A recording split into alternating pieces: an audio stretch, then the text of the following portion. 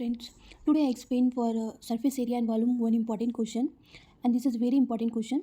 Question is the surface area of a sphere in the same as the curved surface area of the cone having the radius of the base as 120 centimeter and height 160 centimeter. Find the radius of the sphere. यहाँ question कह रहा है ना कि एक sphere है, ठीक है, और एक कोन है. ये दोनों का जो है ना एरिया, सरफेस एरिया, दोनों का एरिया जो है ना, ये मान लो A1 और ये मान लो A2, दोनों का सरफेस एरिया जो है वो इक्वल है. यही इस फर्स्ट लाइन में बोल रहा है. The surface area of sphere the same curve surface area of the cone. ये कोन का सरफेस एरिया और इस स्फेयर का सरफेस एरिया दोनों का इक्वल है. अब आपको दे रहा है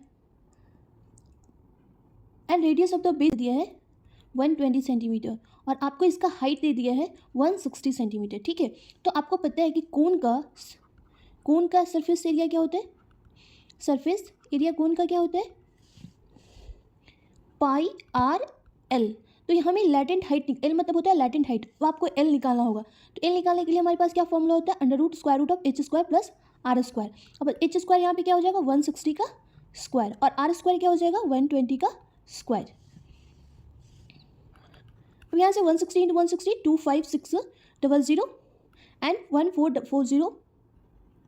तो यहाँ से अंडर रूट स्क्वायर रूट हो जाएगा 4 इतना, ठीक है, 40,000. यहाँ से हो जाएगा 200, ठीक है, 200 सेंटीमीटर आपका आ जाएगा लैटेंट हाइट. अब आपको दोनों का area A1 A2 equals to दिया है, तो स्फेयर का एरिया स्क्वायर क्या होता है 4I/R1 स्क्वायर और इसी R1 का आपको वैल्यू निकालना है. ठीक है, और A2 का क्या होता है पाई आर एल. तो यहाँ से हम पाई कैंसिल कर देंगे और हमारे पास आ जाएगा 4R1 का स्क्वायर इक्वल्स टू आर का वैल्यू हमारे पास दिया हुआ था 120 और एल का वैल्यू हमारे पास दिया हुआ था, निकाला है 200.